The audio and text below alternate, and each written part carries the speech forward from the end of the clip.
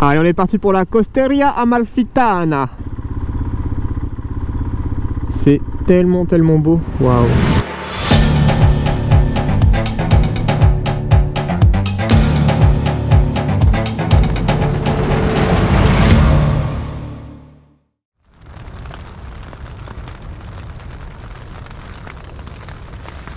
Bonjour à tous, j'espère que vous allez bien. Comme vous pouvez le voir, moi j'ai eu une petite surprise ce matin, la pluie. Et j'attendais depuis déjà 1h30 bien dans mon duvet que ça passe, avant de me dire bon, faut quand même que j'aille voir dehors à quoi ça ressemble. Ça passera pas. Ça passera pas, je pense que je vais avoir le droit toute la journée. Je suis vraiment en plus sur le bord d'une falaise, c'était censé être magnifique. J'avais vraiment trop envie de me lever ce matin, d'ouvrir les deux côtés de la tente et de faire limite voler le drone d'entrée de jeu. Malheureusement, on voit rien. On ne voit rien parce que y a des nuages partout. Donc je vais essayer de me faire un café, je vais essayer de manger rapidement avant de tout ramasser sur la moto. De toute façon, tout sera mouillé, là c'est foutu. J'espère juste qu'il n'y aura pas d'orage. Je pense qu'au moment, si j'entends un éclair, je me trace, j'abandonne un peu tout ce que je fais, je me trace. Parce que là, je suis vraiment sur le pic, le bord de la falaise. Si vous voyez, la falaise est comme ça, elle plonge comme ça, et moi je suis vraiment au moment où ça plonge. Donc il va falloir que je fasse gaffe et je pense qu'aujourd'hui va être une journée assez longue. C'est dommage parce que j'avais la côte Amalfitène à faire qui a l'air d'être assez jolie, mais malheureusement s'il pleut, s'il y a des nuages, ça va sûrement être un peu moins sympa que ce que j'avais prévu. Bref, je prends mon café, je mange mon petit croissant et on remballe tout ça direction la côte Amalfitène.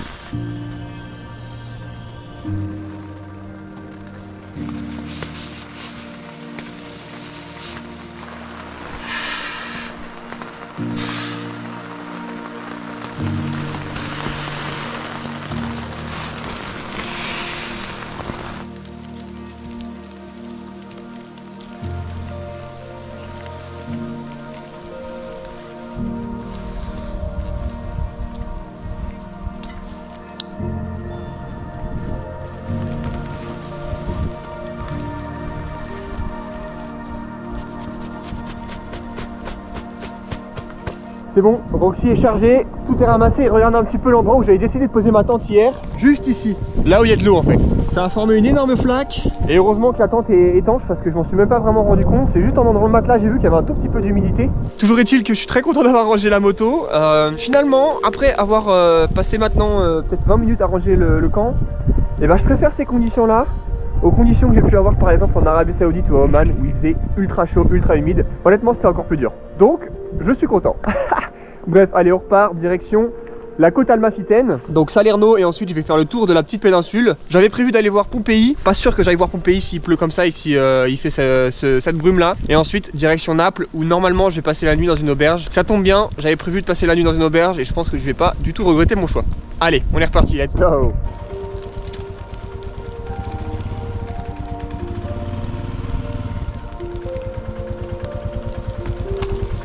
Faut d'abord que je redescende de cette montagne, donc je vais y aller tranquillement parce que déjà qu'hier la route me paraissait assez glissante, mais alors avec tout ce qu'il a plu, à mon avis ça va être assez casse-gueule. Vous pouvez le voir, il y a beaucoup de feuilles sur les côtés, la route est pas large, donc on va essayer de redescendre de là tranquillou. En tout cas, je peux vous garantir que je suis très content de mes choix que j'ai fait à Thessalonique, c'est-à-dire acheter une tenue de pluie et changer le pneu arrière, parce que alors là je me serais vraiment chié dessus je pense avec le pneu. Déjà sur le sec je sentais qu'il avait beaucoup moins d'adhérence, mais alors là avec un pneu plat je pense que vraiment je me serais fait des frayeurs. Bref, on redescend de là, direction Salerno.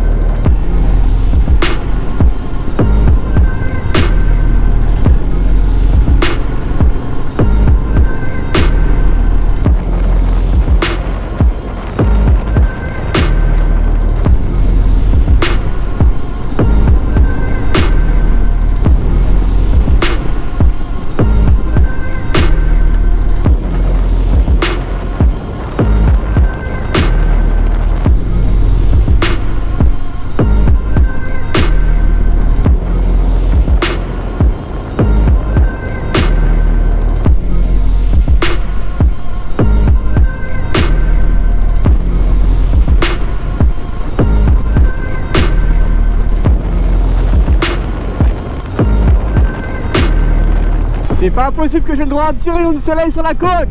Je dois être arrivé à Salerno. Je pense que je vais direct tracer vers la côte, qui est là-bas. La mer, je la vois. La caméra, ça va être un peu loin. Mais pile à l'endroit où il y a la fin du nuage, il y a la mer en fait. Si j'arrive à choper un ou deux rayons de soleil et que je puisse faire voler le drone, ce serait cool. Voici la ville de Salerno. Magnifique. Ça s'étend près de la mer, entre les montagnes et l'eau. Waouh. Et là, juste là, le port. C'est un grand port ici en Italie. Et c'était depuis ici qu'on pouvait aller jusqu'en Israël justement. Enfin bref. Ça c'était avant le Covid. Maintenant c'est plus possible, malheureusement. Et je pense que la côte amalfitaine, c'est celle qui élonge là-bas les montagnes.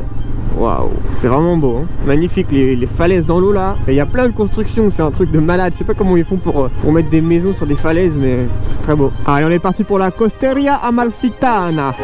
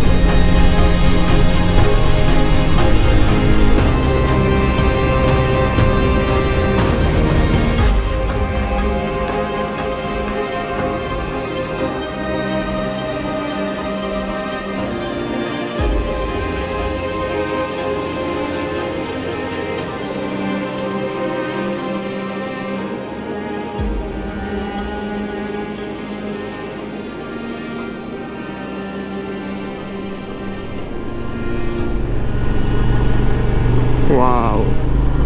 Oh, oh, oh, regardez ça. Magnifique.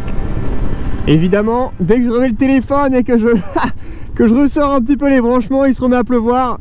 Ah là là, pas de chance. J'espère que ça va se calmer, je vais attendre de voir avant de tout ramasser. Parce que j'avoue que j'ai bien besoin de batterie quand même là. C'est magnifique. On passe de petit village en petit village. Franchement, c'est très très stylé.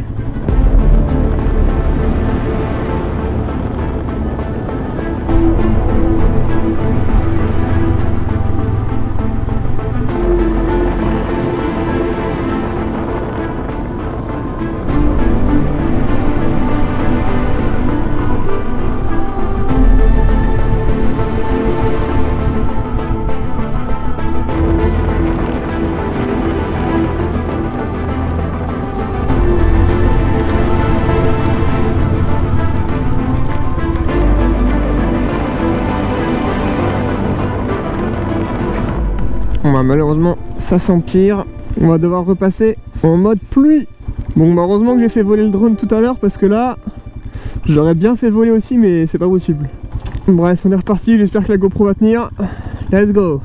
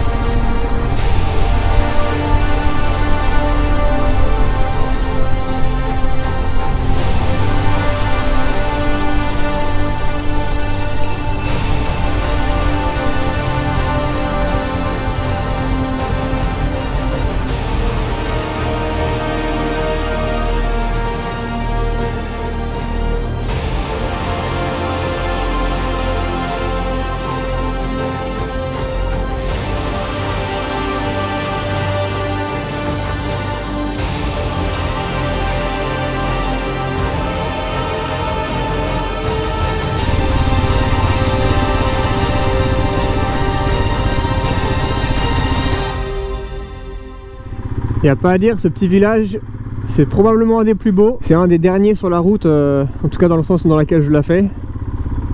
C'est tellement beau, waouh.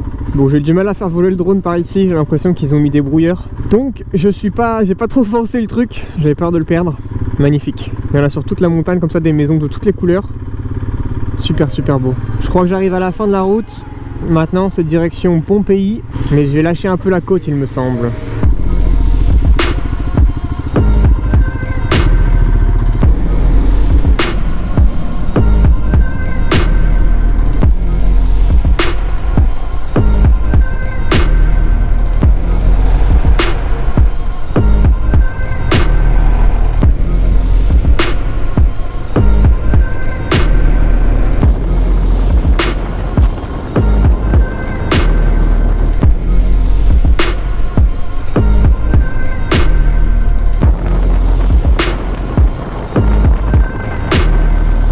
Je pense que j'y suis presque, puisque devant moi se dresse le Vésuve. Malheureusement on voit pas le sommet, mais Pompéi doit se rapprocher, puisque maintenant il fait à peu près beau. Alors il fait pas un grand ciel bleu, mais il pleut plus.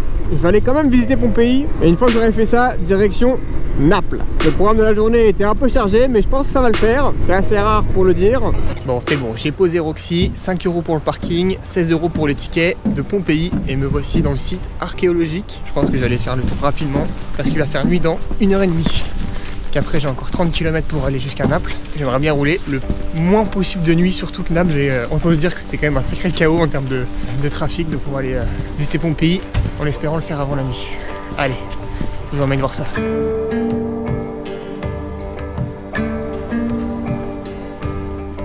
Menant une vie relativement prospère au sein d'une région fertile, Pompéi est atteinte par plusieurs catastrophes naturelles au cours du 1er siècle de notre ère. D'abord, un puissant séisme en 62, qui met hors d'état de fonctionnement plusieurs édifices thermaux et une bonne partie du réseau d'eau courante.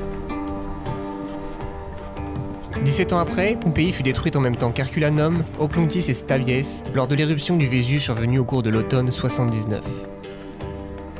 Enfouie sous plusieurs mètres de sédiments volcaniques, la ville fait l'objet de brèves tentatives de récupération de matériaux au cours de l'Antiquité. Mais la trop grande quantité de débris liés à l'éruption découragea rapidement les hommes, même les plus téméraires, ce qui protégea la cité du pillage et des spoliations dont furent atteintes d'autres villes antiques au cours du Moyen-Âge.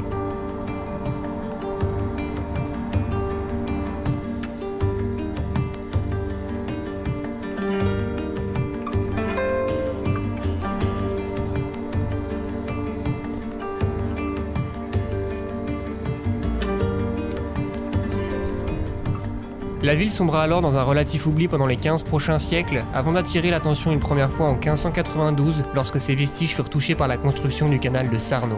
Mais Pompéi n'est réellement redécouverte qu'au XVIIe siècle. L'ancienne cité romaine s'avère dans un état de conservation remarquable.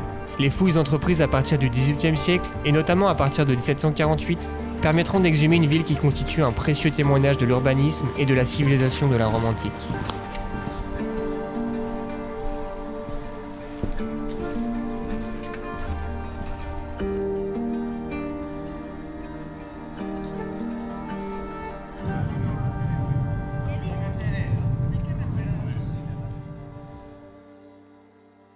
Ok, visite de Pompéi, c'est fait. À vrai dire, je pensais pas que c'était si grand. J'y ai passé, il est presque 17 h, donc j'y ai passé plus de 2 heures. Magnifique, franchement, très bon site archéologique. Et là, je vois que le GPS me fait prendre à pied. Ça va pas le faire, chef. Je suis très content de m'y être arrêté. Maintenant, direction Naples. C'est qu'à 27 km, donc ça va être assez rapide. Je pense que je vais y arriver quand la nuit serait tombée, mais de peu. J'avoue que je suis pas mal fatigué parce que j'ai beaucoup marché du coup à Naples avec tout l'équipement. Ça va me faire du bien de reposer.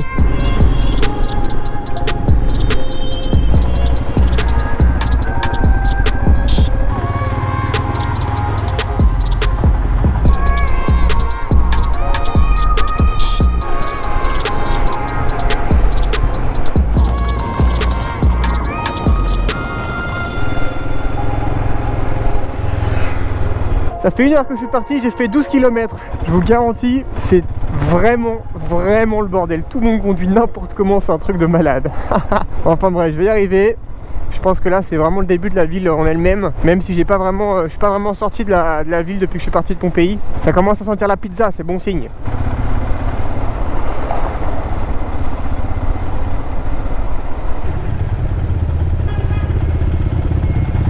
Hop là, Napoli style. Non, non, non, quel enfer. 1h30 que je suis parti, il me reste 2 km, allez. On va pas me la faire moi, j'ai roulé à Bagdad les gars. Oh là là, c'est épuisant. En plus c'est que du pavé, ça tape le cul, c'est chaud. Je m'étonne qu'ils ont tous des petits scooters, c'est beaucoup plus facile. Alors figurez-vous que j'ai trouvé où est l'hostel, qu'il faut que je monte ces marches. Voilà, un peu de off-road, ça faisait longtemps.